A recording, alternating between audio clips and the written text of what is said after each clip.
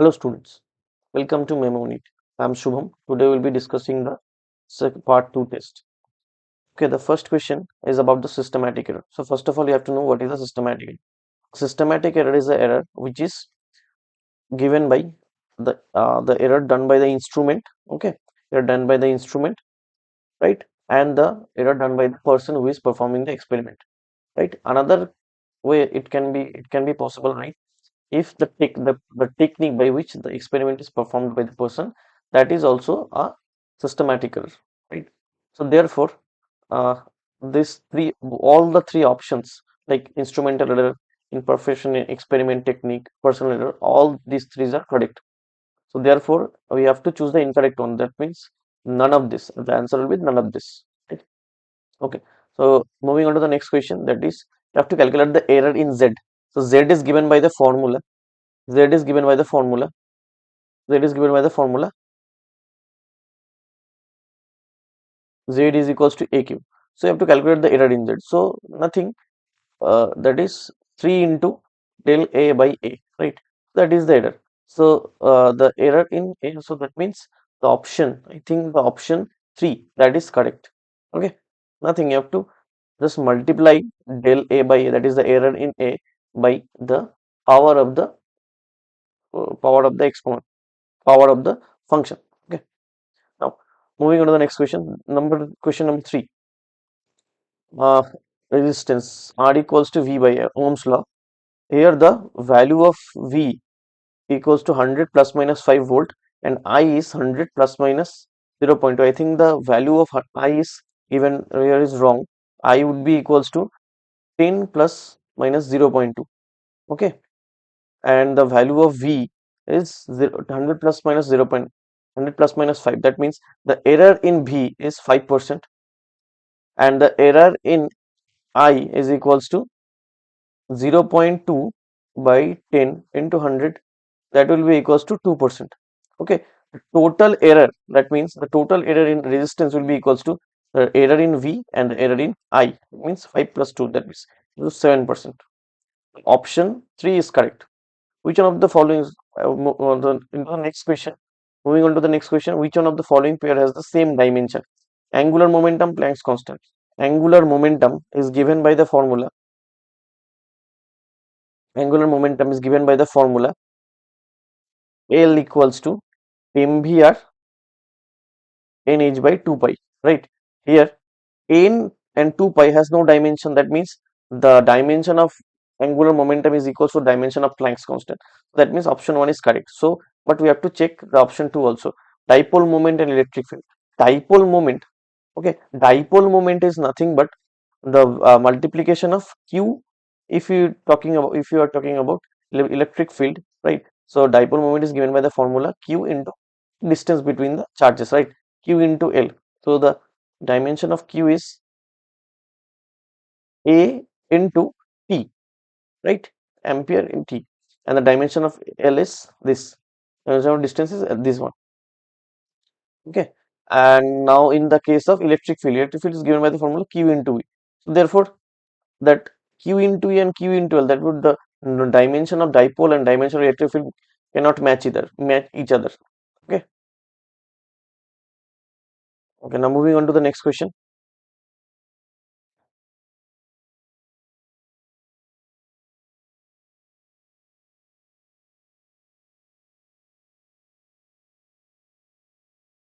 Okay.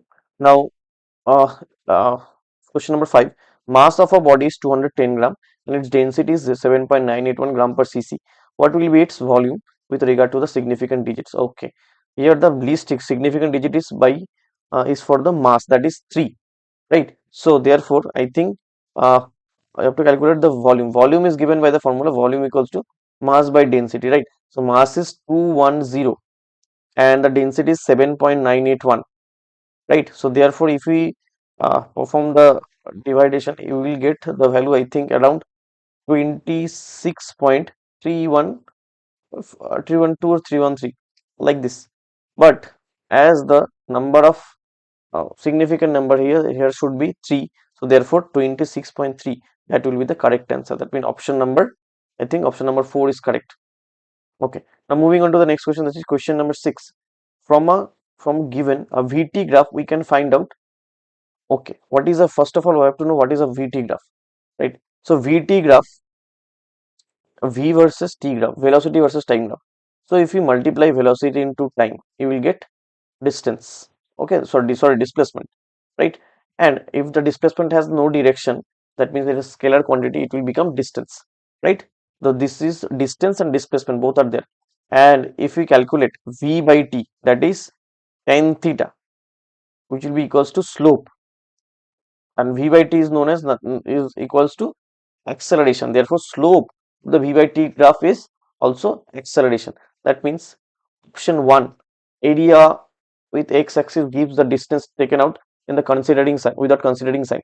Area with x-axis gives out displacement, that is also correct. Slope at any instant gives the acceleration, that is also correct. That means all the options are correct. Option number 4, all of this. We are moving on to the next question. A train of 150-meter length. Length of the train is 150 meter. That means distance will be equals to 150 meter. Right. Moving in the north direction. Okay.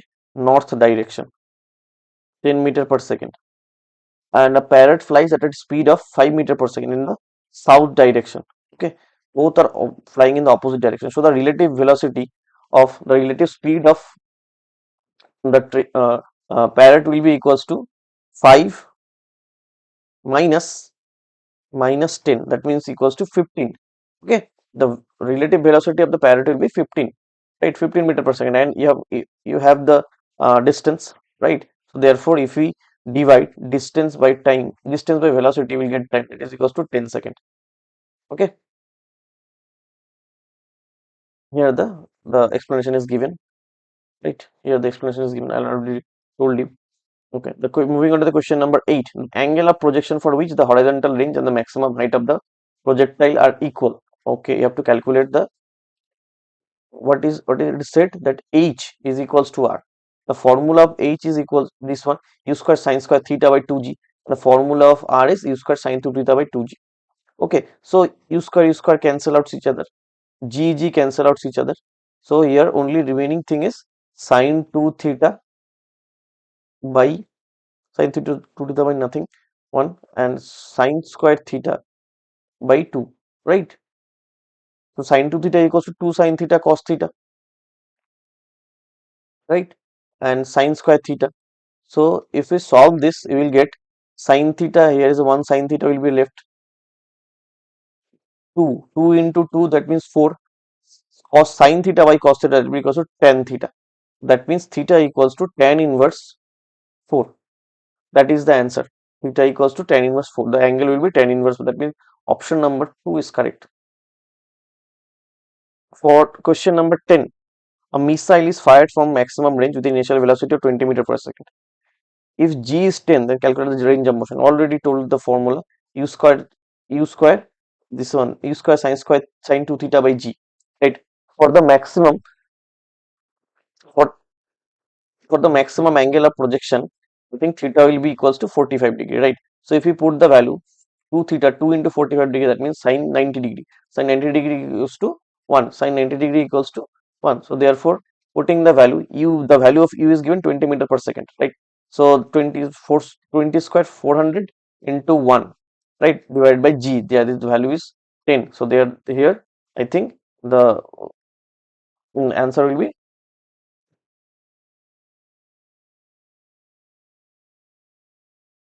40 meter. Option number 1. Okay, moving on to the next question, that is also from projectile, I think. Cricket ball is hit at an angle 30 degree with the horizontal with the kinetic energy E. Its kinetic energy when it is, you have to calculate. It is also projectile motion.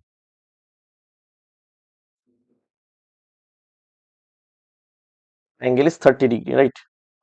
The velocity is in this direction, right? So here the cos component will be there, V cos theta, right? V cos theta. Okay. Here the volume, the formula to calculate kinetic energy is half mv square, right? Half mv square. So in this direction it will become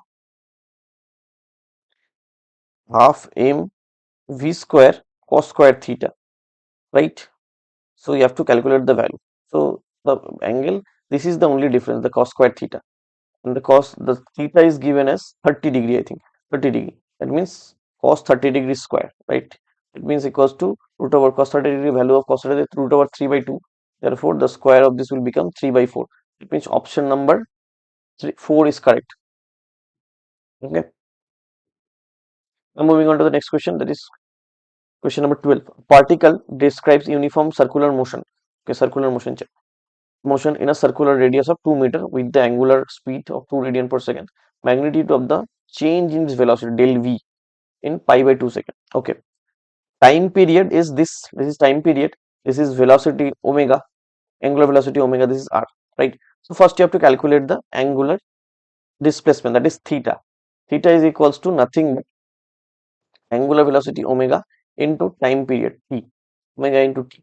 It will become pi. Okay. Linear velocity given by the formula v equals to omega r, right? Omega is there, r is also there. Omega is here, omega is 2, r is 2, that means v will be equals to 4, right? So change in velocity will be equals to 2v sin theta by 2. So here the theta is pi, it means pi by 2, that means sin 90 degree. Sin 90 degree 1. 2 into v means the value of v is 4, means 2 into 4 equals to 8. The change in velocity will be 8. A ball is thrown from a point, the speed, the ball is thrown the, from a point at the speed of v naught at an elevation angle of theta. From the same point, at the same instant, a person starts running with a constant speed of v naught by 2. Catch the ball. Will the person be able to catch the ball? If yes, what should be the angle of projection theta? Okay. Same, I think the picture looks like this. This is the ball. This is the path of the ball, I think.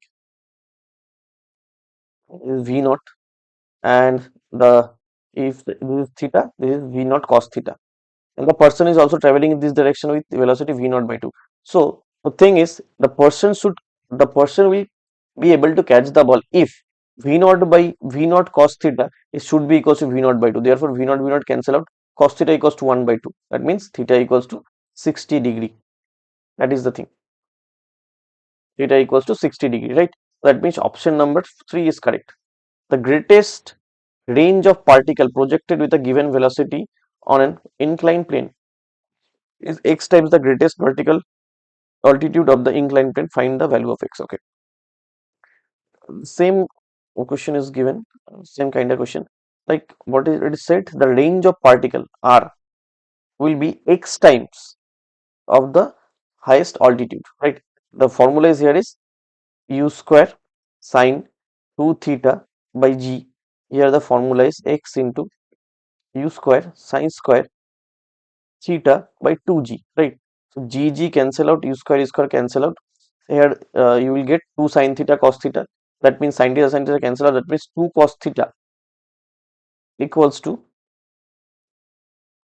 sin theta into x, right? So therefore, I think 2 into here is 2, 3 is also there.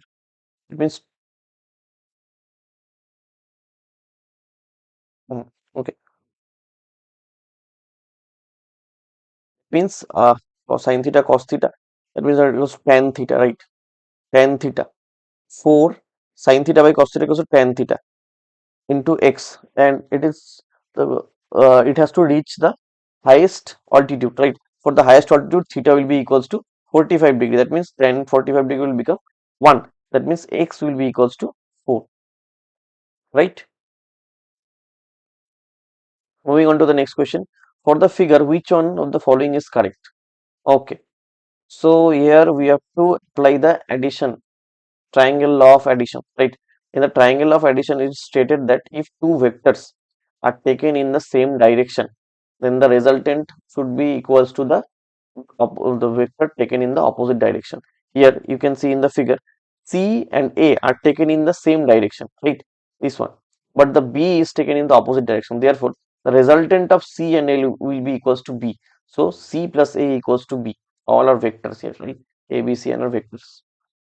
Okay, moving on to the next question, 16. Question number 16. It is a pulley system, right? Two objects are given. One is placed on the horizontal surface, another one is at vertical surface, right? This one. This is the system looks like.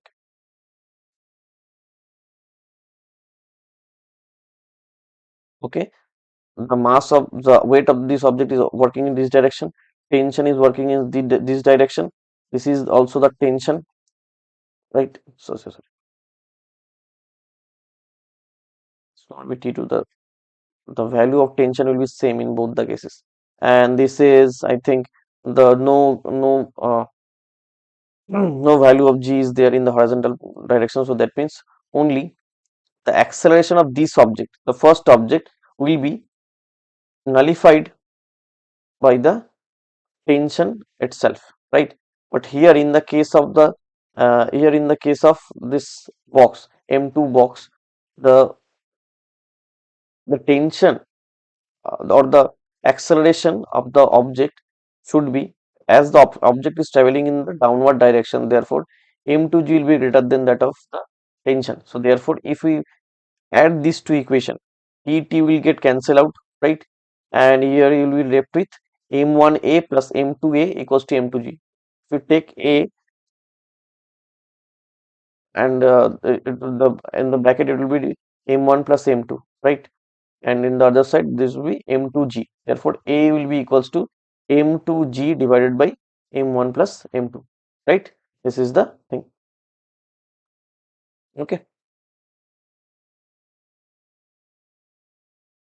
in the case of 17, question number 17, three blocks of masses m, 2m and 3m are connected by strings as shown in the figure. Okay, as shown in the figure. Okay, after an upward force F is applied on the block m, top block, right? The masses are moving upward with a constant speed. That means acceleration is zero. Constant speed means acceleration is zero. As acceleration is zero, that means f naught, f net equals to m into a is zero. That means f net will always be equals to zero. Doesn't, you don't have to see the figure.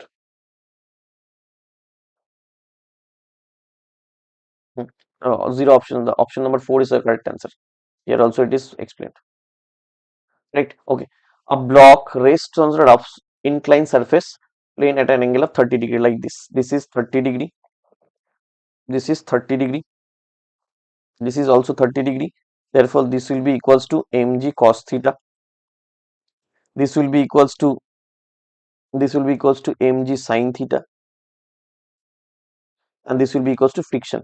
That means the frictional force is balanced by mg sin theta. F is equals to mg sin theta, right? Here the angle is given as 30 degree. That means sin 30 degree will be half. G equals to 10 and the mass of the object is unknown. Force is the frictional force is given as 10 Newton, I think. The 10. So therefore 2 5 m will be equals to 10 by 5, that is 2 kg. Okay, the option number, I think option number 3 is correct. 19. A hammer is weighing 3 kg, strikes the head of a nail with a speed of 2 meter per second, drives it by 1 centimeter into the wall. The impulse. Okay, impulse.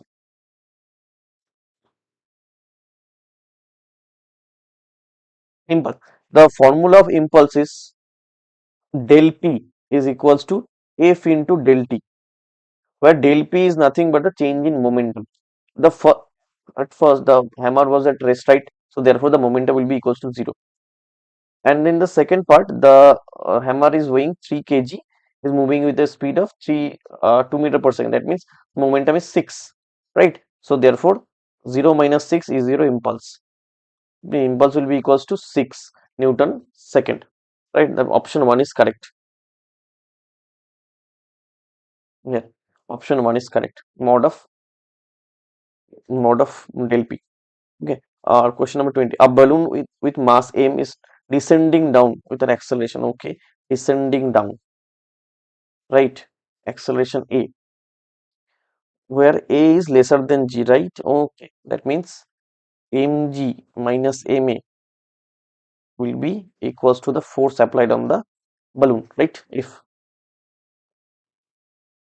how much the mass should be removed from it so it starts moving with an acceleration a. Okay, so same acceleration is there, but it has to move in the upward direction. So let us say del m amount of, or x amount of, here del m is taken, del m amount of weight is removed from the balloon, right? So therefore for the upward movement, mg will be lesser, right?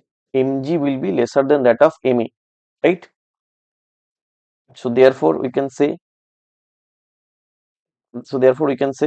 mg will be lesser than, ma, right? Because it is moving in the upward direction, that means a would be greater than g. Here in the upward direction, a will be greater than g. Therefore from this equation, fa minus m minus del m into g equals to m minus del m into a, right? So from, if we calculate this equation, del m, the value of del m, that is the weight that is removed from the balloon, will be equals to 2 ma g plus a.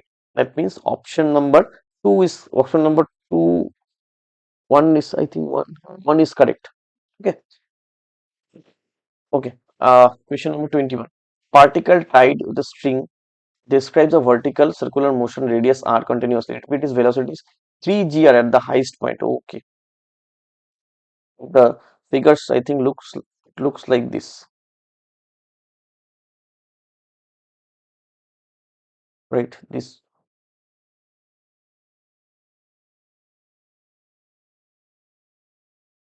top point and bottom point. Here the velocity is 3 gr, right? At the ratio of the respective tension, the string holding it at the highest and the lowest point. You have to calculate the tension of the string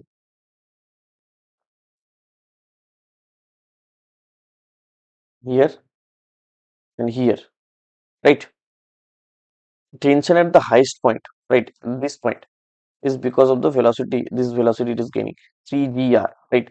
So as we all know, right, as we all know that at the highest point, or the, whenever the object is moving in a circular path, the tangent gives us the centrifugal force, right, which is balanced by the, which is balanced by the, which is balanced by the weight of the object, right? Which is balanced by the weight of the object, right?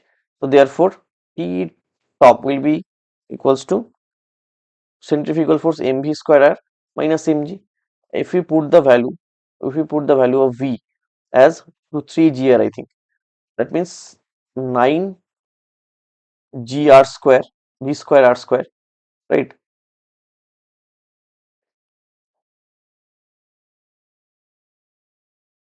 V top equals to root over 3 gr.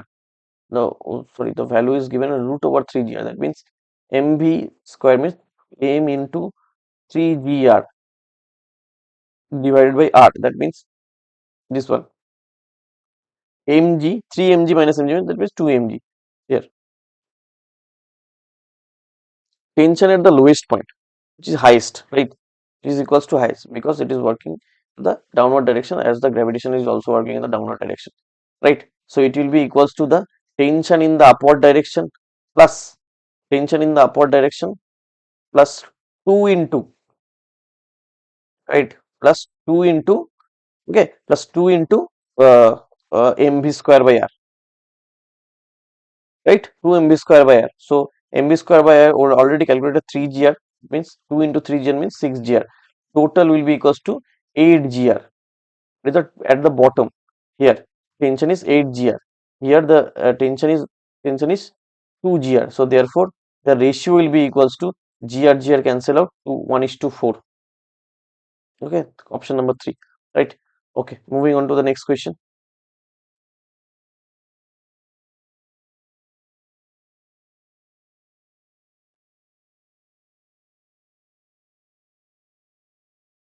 Moving on to the next question. The spring with a force constant K is initially stretched by x1. Okay. If it is further stretched by x2, then increase its potential. You have to calculate the increase in the potential energy. The potential energy is given by the formula half kx square. All know that half kx square. So the increase in potential energy here, the potential energy the total stretch is x1 plus x2. That means half in place of x, you will put x1 plus x2, right? So like this, x1 plus x2 from, and the initial stretch was x1, right? So you have to subtract it from the final stretching, right? That means x1's part will not be there. On simplifying, you will get uh, I think this one, half k common, right?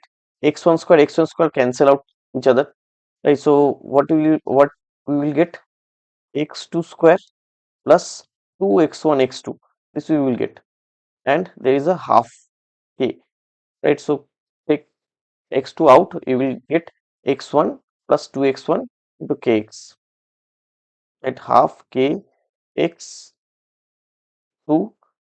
x2 plus 2x1. This will be our answer, right? So therefore, I think option number 2 is correct. In question number 23, the figure gives a potential energy function, okay, for a system in which a particle is in one-dimensional motion, in which the region of the magnitude of the force of the particle greatest is. To calculate where the P is maximum, okay, you have to calculate the P is where the P is maximum, okay. If you have to know this, force is nothing but the derivative of potential energy. If you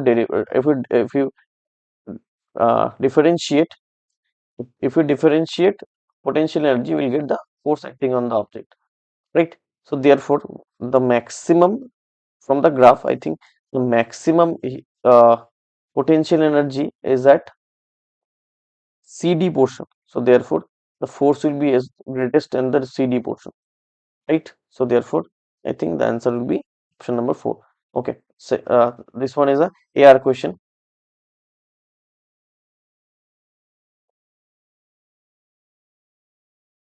Assertion is given as the graph between potential energy of a spring versus the extension or the comparison of a spring is a straight line. Okay, graph between potential energy of a spring versus the extension means P versus X graph. P versus X graph, right? Okay, P versus X graph. As these two are in the directly proportional relation, their graph will be like this, line passing through the center. Potential energy, reason is given as potential energy of the stage or compressed spring proportional to the square of the state. Okay, as we all know that potential energy is half kx square, right? It is that means reason is correct, right? As we can see,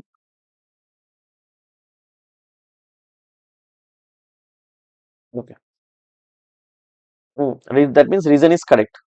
We all know that reason is correct. P is equals to half kx square. It is correctly written, but in the assertion, I think it is not given. The graph between potential energy of spring versus extension compression spring is a straight line. No, it is not a straight line. It is not a straight line. It is line, the angular line passing through the center, right? Okay, right. So therefore, we can say the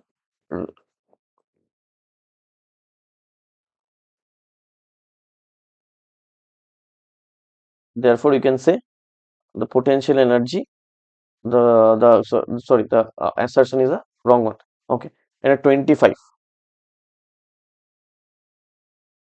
at least of time t equals to 0, particle starts moving along x-axis. Okay, it is kinetic energy increasing uniformly with time. The net force acting on the object must be proportional. Okay, as we all know from the work for energy chapter that d e k by dt equals to a constant, right? Therefore, I think d e k will be proportional to p if we integrate it, right? Integration by avoiding integration, you will get this. And ek, the formula of ek is half mv square, right? Therefore, if these two are uh, constant, that means v is proportional to root over t, right? Now, the net force acting on the particle is moving along, its kinetic energy increases uniformly. Okay. Also, we know that P is equals to F into V, that is dk by dt, right? So therefore, F is proportional to 1 by V, right? F is proportional to 1 by V, right? So F is force acting on the object is proportional to 1. So is inversely proportional to the velocity. As velocity is directly proportional to root over t, it means force is inversely proportional to root over t. Right? That option 4 is correct. Which one of the following, question number 26, which one of the following has the highest moment of inertia when each of them has the same mass and the same outer radius, right? M and R are equal. Moment of inertia, a ring about its axis perpendicular to the plane of the ring. Okay, this one tangential axis. Right, so it is mr square, right? A disk, right? The value of moment of inertia is mr square by 2, half mr square. The solid sphere, about one of its diameters, it is 2 by 5 mr square. Okay, and the moment of inertia of a spherical shell is 2 by 3 mr square, right? These four are the moment of inertia of the different surfaces that are given, different figures that are given, right? So among these four, I think the moment of inertia of the circular ring is highest. Moment of inertia over the ring is highest, mr square. Okay. Radius of gyration of a body depends upon. Okay. Radius of the body is the radius of gyration. It is given by the formula k equals to root over I by m. Right. Axis of rotation, transitional motion, shape of the body, area of the body. Radius of gyration. Okay. Radius of gyration doesn't depend on the transitional motion. Here in the formula we don't see that. Shape of the body, it doesn't. Area of the body, no, it is not mentioned in the formula. Therefore, it is depends on the axis of the rotation where which the object is revolving around. Which axis the object is revolving around. It is the radius of gyration. Okay. Moving on to the next question. Question number 28. A body of mass m, while falling vertically downwards under gravity, breaks into two parts. A body of B of mass 1 by 3m and a body of mass 2 by 3m. The center of mass of bodies B and C taken together shifts compared to that the body of A. Okay. So first of all, center of mass. Center of mass is a constant point on an object, right? It cannot change. Center of gravity can change, but center of mass cannot change. Right? It is a fixed point on an object. Okay. So it doesn't matter whether it is such a, the whether it doesn't matter whether it breaks or not. It will follow the original path. So therefore, I think center of mass will remain in its own position. Does not shift. Option number 1 is correct. Okay, question number 29. Now, the wheel is rotating around at 1800 rpm. That means omega equals to 1800 rpm divided by 60. It is 30 rps rotation per second about its own axis. When the power is switched off, it came in rest in 2 minutes. Okay. Then the angular retardation alpha. We all know alpha equals to E into R. Alpha equals to nothing but omega 2 minus omega 1 by t, right? T is given in 2 minutes, that is 120, and rest it comes at, that means the final omega is equals to 0. Therefore, I think we can say um, angular speed is where 30 rps. In per rotation it travels, I think in per rotation it travels 2 pi distance, right? So that means 34, okay, 2, I think 1.57, that is equals to pi by 2. Pi by 2 will be the right answer. Okay. Another AR question. The center of mass of a body may lie where there is no mass. Okay, the assertion. I think it is the center of mass of a body lie where there is no mass. Yes, it is correct. The reason, center of a mass body is a point where the whole mass of the body is supposed to be concentrated. Yes, this is the definition of center of mass, where all the mass of the object is centered. That is called the center of mass. So therefore, I think assertion is the option will be option. The correct option will be assertion is correct, and reason is also the correct explanation of the assertion.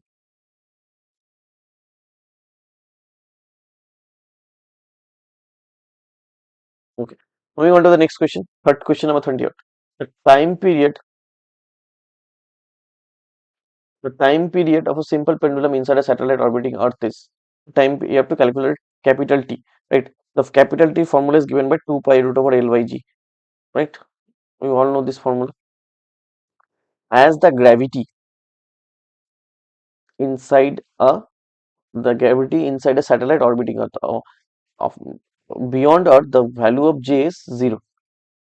Okay, value of G is 0. Therefore, I think it will be the value of G is, that means T, something by 0 is infinite. That means value of T will be infinite. Okay. Now moving on to the gravitational potential due to a hollow sphere varies distance r with the center of mass. Okay. Gravitational potential. Right. You have to calculate the gravitational. The formula of gravitational potential is minus gm by r. And for due to a hollow sphere, hollow sphere, that means the hollow, for the hollow sphere like this. This is capital R. This is the Earth surface. This is the smaller. This is smaller. This is the capital R. Right. This is capital R. Small r is lesser than capital R. Small r is lesser than capital R. And uh, for the if you calculate the potential of this small sphere, it will be v minus gm by small r, as the v the potential, gravitational potential, is inversely proportional to the radius. So therefore, more the radius, less the potential. Okay, so therefore, I think if we see the graphs, I think option 2. Okay, inversely proportional relation, parabolic curve. What is the minimum energy required to launch a satellite of mass m from the surface of planet mass m? Okay, radius is capital R in a circular orbit at an altitude of 2r. Okay, this is the figure looks like. I think this is r. This is also r. The total is 2r. Right. Mass of this planet is capital M, I think, and the mass of this planet is, this is a small m, capital M. Okay. Gravitational. Okay. As we all know, the gravitational potential energy is given by gmm by r, right? And the the orbital velocity is given by gm by r. Okay. Here the r is r plus h, that means 2r, gm by 2r, right? And the total energy is given by the formula half m, total kinetic energy half mv square, that is gmm by 3r, right? So the total energy will be gmm by gm by 3r minus gmm by 3r.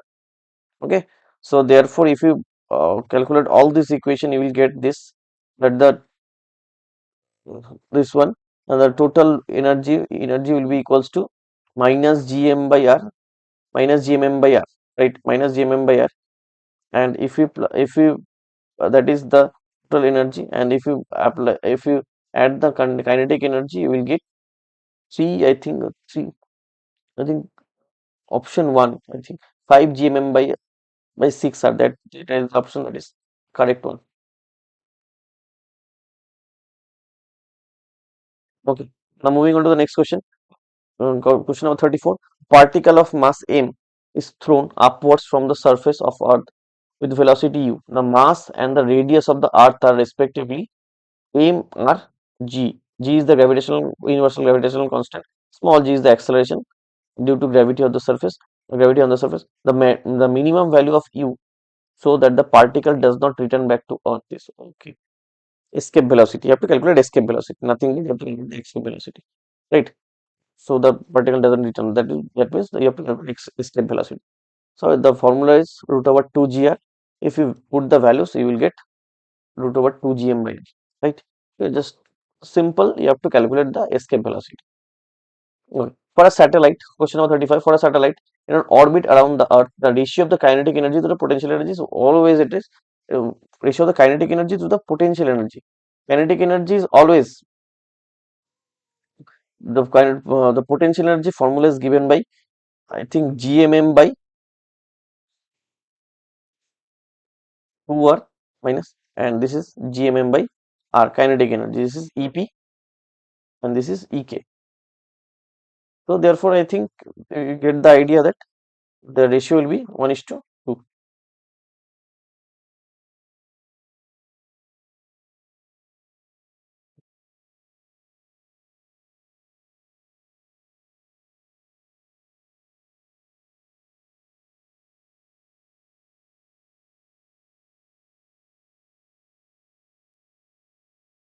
Moving on to the next question.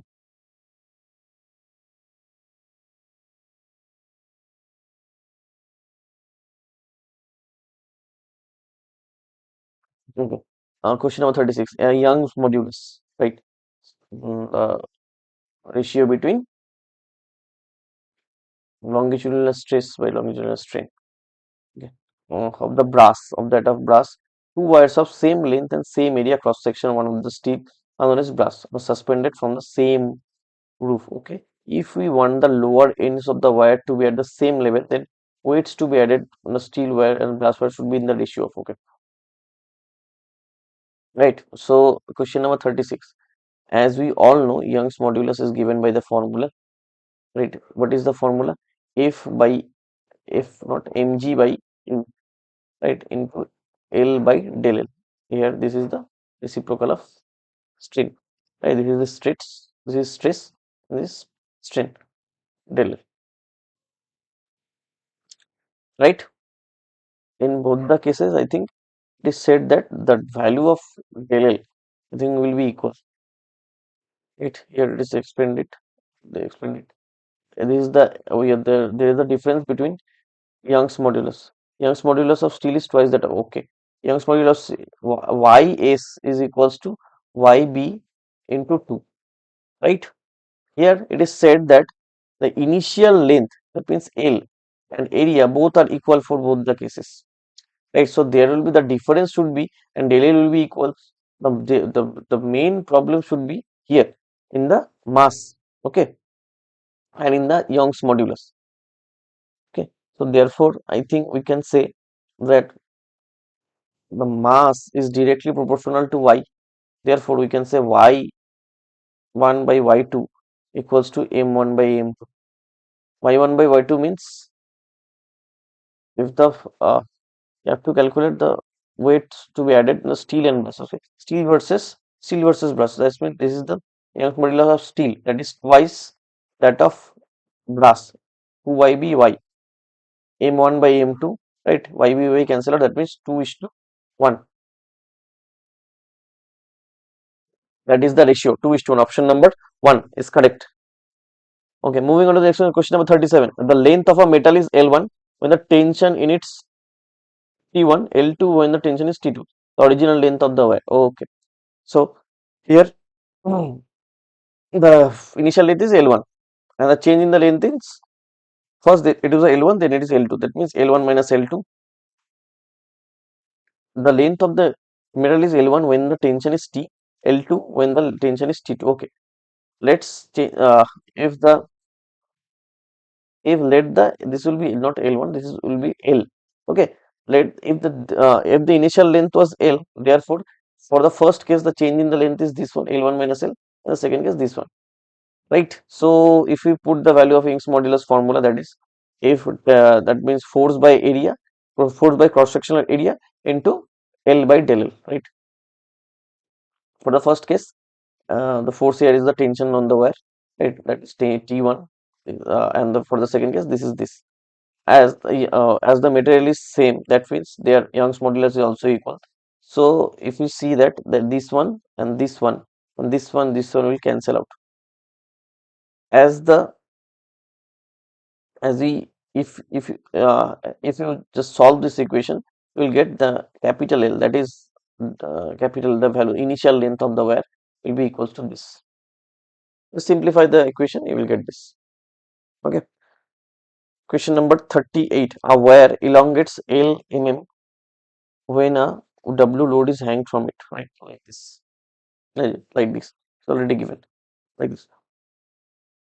If the wire goes over pulley and over a pulley and two weights W are each hung at the two ends of the elongation of the wire will be okay. From this to this. This is the first case. This is the second case.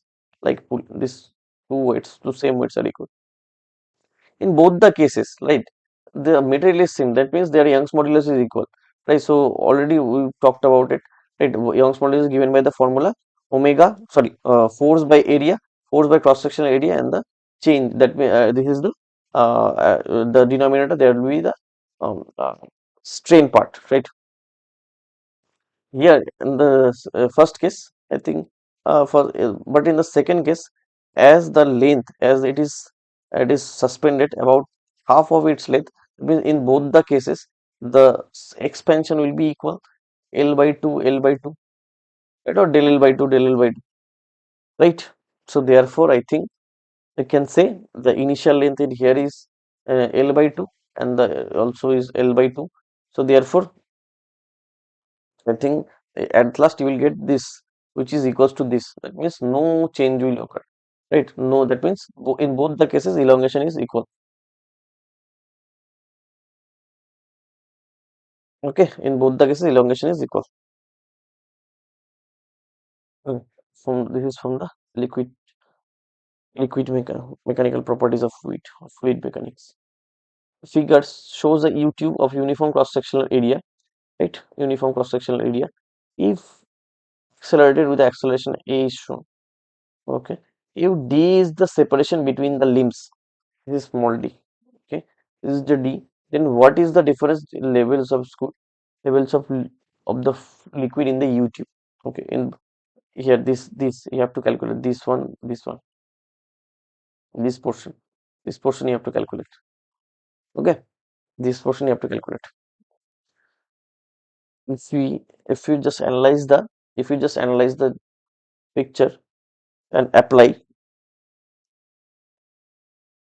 Bernoulli's theorem, you will get this. A force formula of force given by a liquid on an object is given by the formula H rho g.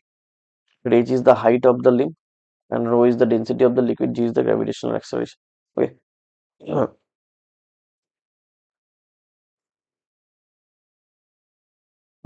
The force thing on the difference of force, that means the difference, this portion, that is the force applied, there is the extra amount of force applied in this direction as the height of the liquid is greater than this portion, right? So therefore we can say the force will be equals to uh, the difference of pressure, that is H1 rho g. This one is this one is H1, this one is H2. Okay, that means H1 rho g equals to H minus H2 rho g, that is the difference of pressure. If we if we multiply this with area, we will get the force, right? Area A multiplied with A, we will get force. And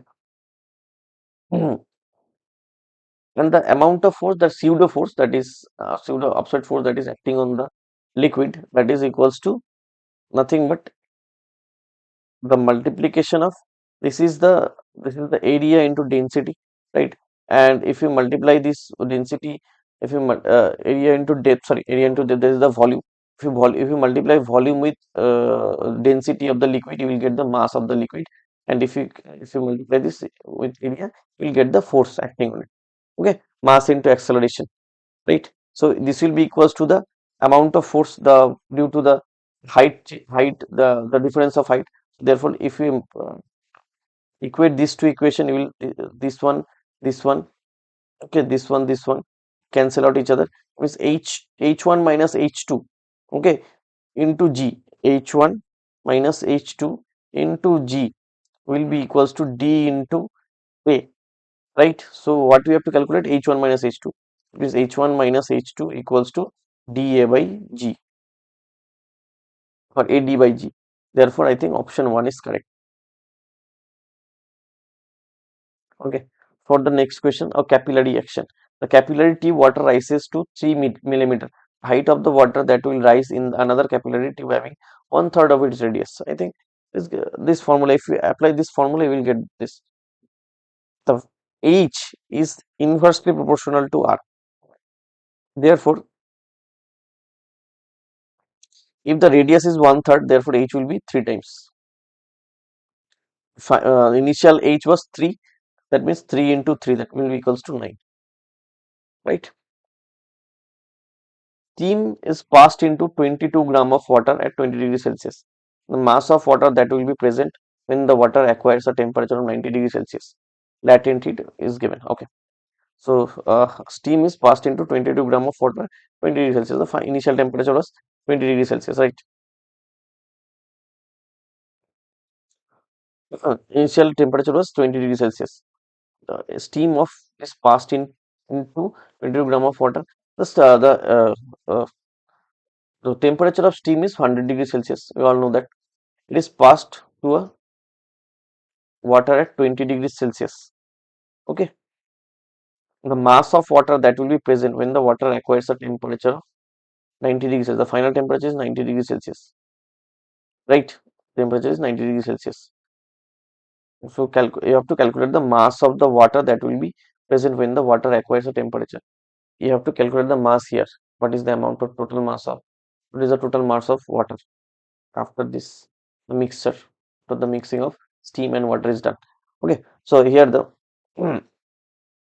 when the steam will convert into the water, the formula is given by H equals to ml as, right? Here the L is 540. M into 540 will be the in the case of steam, right?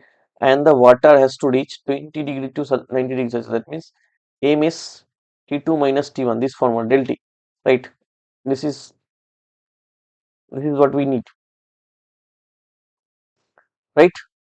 In case of water, S is 1. Okay. Mass of the water is given 22 gram, I think 22 gram. Okay, into 1, T2 minus T1 means 70, right? The total, I think the total will be equals to 1540. This is 1540. This is mass of the steam, that is M into 540, right? Equals to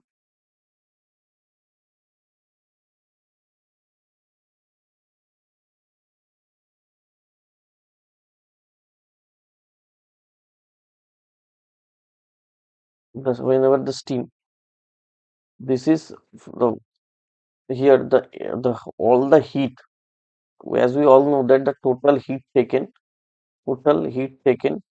equals to total heat total heat taken equals to total heat lost, right? Total heat, the maximum energy, maximum amount of temperature was in the case of water vapor or the steam, right? So it has to lose uh, some amount of heat so that it can reach the temperature 90 degrees Celsius or 100 to 90. That means at it has to lose certain temperature, and also the water, right? So the conversion is like this: steam to 0 degrees 0 degrees steam to 100 degrees steam to water at 100 degrees Celsius to water at 90 degrees Celsius. So this is the conversion from this one to this one ml, from this one to this one ms, T2 minus T1. This is the formula to be applied. This is the total heat lost, right? This is the total heat lost will be equals to the total heat that is taken by the water to reach from 20 degree to 90 degrees Celsius. It is also given by the formula ms T2 minus T1, right? This is, if you have equate this, you will get this, you will get the answer, right? So how the answer is from steam to water, steam at 100 degrees Celsius, you have to apply the formula m into n, that is m into 540, and from the water to get 100 degree to 90 degree, you will have to use the formula ms T2 minus T1, right? So therefore, this is the total. This is the total amount of heat lost. It is gained by the water at 20 degrees Celsius. 22 into 1 into 90 minus 20.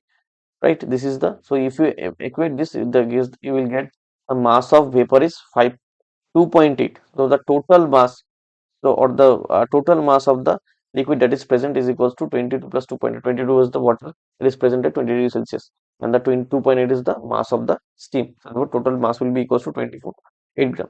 Option 1 is correct. When the state of gas, question number 42, the state of gas adiabatically changed from an equilibrium state A to another equilibrium state at B. An amount of work done in the system, that is W, is given. Thermodynamics.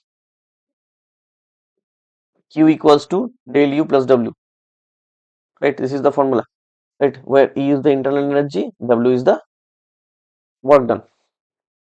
If the gas is taken from A to B via process in which the heat is absorbed by the system is 12 grade, Q is 12. So in the second case, Q is 12. Okay. Then the net work. Oh, you have to calculate the work in the next case. As we all know that the internal energy in both the cases will remain same. Okay. Right. So if the first one is a adiabatic process, I think adiabatic, that means Q equals to 0. It means W equals to minus U. W, here the W is given as 35. That means U will be equals to del U equals to internal energy will be equals to minus 35. So if we put the value in the second case, like Q equals to del U plus W. So here I think Q is given as 12 calorie, and the value of W, I think, minus 35. Okay, so del V, sorry, you have to calculate W, right? But U is equals to minus 35. So this is W. That means W will be equals to 12 plus 35. 47. Okay. But here the 12 is given in calorie. But here the work done is given in joule. So you have to first convert calorie to joule. That you have to multiply it by 4.2. Okay. That is 50.4. It is equals to 50.4. As we all know, this is, sorry, this one is minus sign will be there, not the plus sign.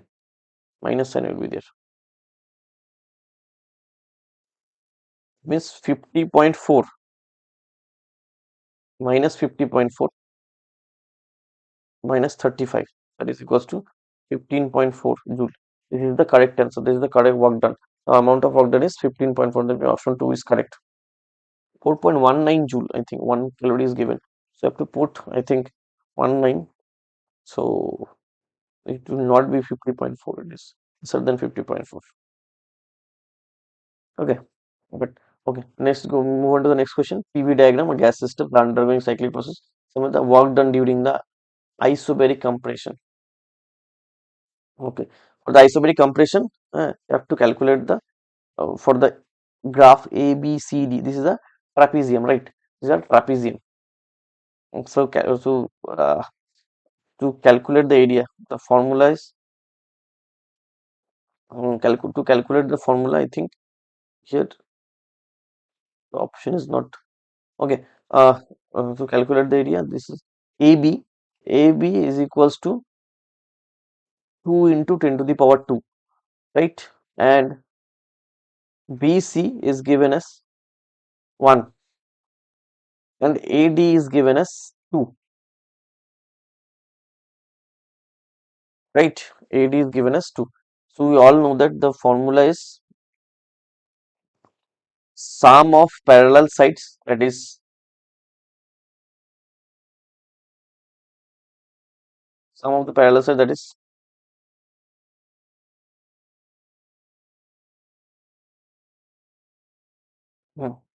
1, 2, 3, right? Okay. So here, okay, let's move on to the next question. Question number 42. Question number 43. Okay, PV diagram is given. You have to calculate the work done. Okay, to calculate the work done, that you just have to multiply P into V, then you will get it. That means you have to calculate the area of this given figure. Okay, right. So I have to calculate the area of the given figure. Right. You have to. What is the value of this? p to this value of p is 2 into 10 to the power 2, right? Value of p is 2 into 10 to the power 2, right? And the value of v, volume, will be, it is the distance between this and this, that means 3 minus 1, that is equals to 2. The total value is equals to 4 into 10 to the power 2. So that means 400 joule. This is the answer, 400 joule. That means option number 4 is correct. Okay, next question. This is also from thermodynamics. An ideal gas goes through a reversible cycle. A, B, C, D has the VT diagram shown in the shown below. Process D, A, B, C are adiabatic. Okay.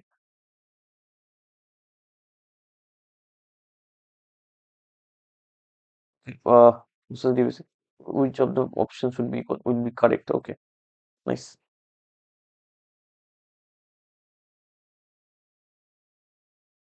Mm.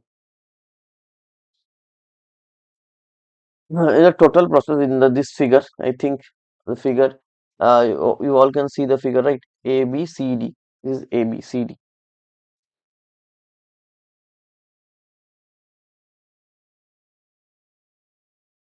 This is A, B, C, D, right? A, B, C, D. Okay. So you can say this is in the AB portion. This is isobaric and temperature increases this direction. Okay. In the BC, this portion I think is the adiabatic process and pressure decreases. And in the CD, this portion is isobaric and volume decreases this direction. And in the DA, the pressure increases. So that means in the if you see all the diagrams here, it will match with the second diagram. So that means option 2 is correct. According to the kinetic theory of gases, KTG, the RMS velocity of the gas molecules is directly proportional. This is the simplest question. Root over 3 RT by m. Simplest question, that means V is proportional to root over T. Right, this one.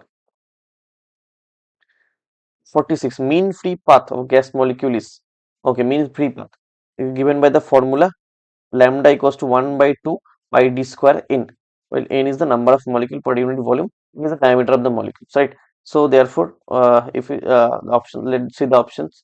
Inversely proportional to the number of molecule per unit volume, right? This is right. Okay. Inversely proportional to the diameter of the molecule, no, it's inversely proportional to the square of the diameter. So this one is wrong. Directly proportional to the square of the root of the absolute temperature, no. Mean free path, no. Directly proportional to the molecular mass, no. That means option 1 is correct. Temperature at which oxygen molecules have the same root mean square as that of hydrogen molecule at 300 Kelvin. Oh, okay. So if you put the value, we put the value in this formula 3RT by m. Here the difference is in the mass, right? Molecular mass, nothing but in the molecular mass, right? So therefore I can say the temperature of O2 means T is proportional to m, right? That means T of O divided by T of H equals to m of O divided by m of H, right? So there will be T of O equals to m of O means 16, m of H, that is 16, 32. O2 means 32, right? And H2, sorry, 2. And the T of hydrogen, this is T of hydrogen, this is 300. It means 16 into 300, that means 400, 4800 Kelvin. That is the real answer. This is actual answer. Okay. Next, moving on to the next question. Two simpler harmonic motions are represented by a equation y1 equals to 0.1. So for this kind of numerical, you have to, for this kind of numerical, I think you have to, what you have to do, you have to first compare the equation, compare the oscillation equation. Okay. So that is equals to,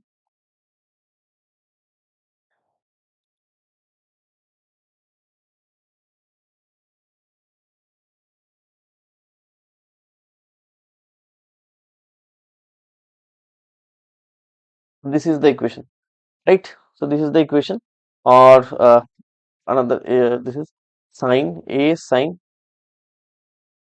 omega t plus alpha, right? So this is omega t plus alpha, clearly written here. Okay, for the first equation, if we compare the equation with this one,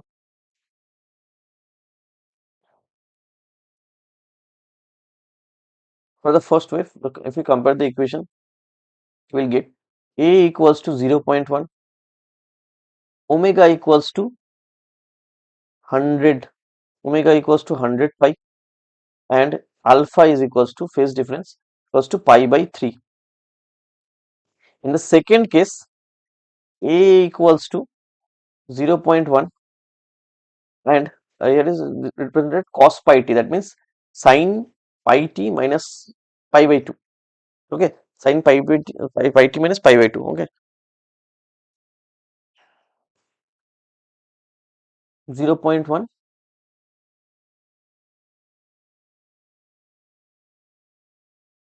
Yeah, right. So 0.1 cos pi t, that means um, sin pi t plus pi by 2 is different. Okay. Now you have to calculate capital T, that is the time period. Right. What you have to calculate? The phase difference at the velocity of particle 1 with respect to the velocity of the particle 2. Calculate the phase difference, right? So how to calculate the phase difference? By derivative, you can, if you calculate the velocity of the first particle and velocity of the second particle by calculating capital T, that is the time period. Time period is given by this formula. Okay, or you can simply do this. You can simply do this. Y equals to a sin omega t. Y equals to a sin omega t plus alpha, right? If we compare these two equations, we will get alpha of the first equation is pi by 2 and alpha of the second equation will be pi by 2, right? So the difference is pi by 3 minus pi by 2, sorry, pi by 2 minus pi by 3. Okay, mod of this will be equals to LCM is 6, that means pi by 6. The phase difference is pi by 6. Okay, minus pi by 6, right? That means option number 2 is correct. For the next part, tube A has both ends while tube B has one end closed. Okay, for this one, both ends open, both ends open, and B has one end closed. This one. Otherwise, they are identical. Okay, same. The ratio of the fundamental frequency of the tube is, this is the for the first case, the lambda A is equal to 12. For the second case, it is equal to 4L. It means lambda A by lambda B, right? It is given ratio of the fundamental frequency. Okay, lambda A by lambda is proportional to V equals to n lambda, right? Lambda is proportional to 1 by A. If the ratio of lambda is 1 by 2, then the ratio of the frequency will be 2 by 1. Okay, last question. Two identical piano wires kept under the same tension. We have the fundamental frequency of 600 hertz. Means frequency n is given. Fractional increase in the tension of the one wire, which will lead to the occurrence of 6 beat per second, which when both the wires oscillate together would be. Okay, this is from the oscillation part, right? So frequency formula is given by this, f equals to, or n equals to 1 by 2l t root over t by mu, right? So taking logarithm, if we take logarithm on both sides, log f, and this is this log 1 by 1 by 12 plus half of t by mu, as the power of t by mu is half, right? So log f equals to this, and if we differentiate both sides, we will get df by f half of dt by t, and L, because L and mu are both are constants, right? So if you get this, you will see that the value of f is 6, right? Frequency is 600 hertz, right? So therefore dt by t, that is the error, that is equals to 2 into 6 by 600, 1 by 50, that is 0.02, right? So this is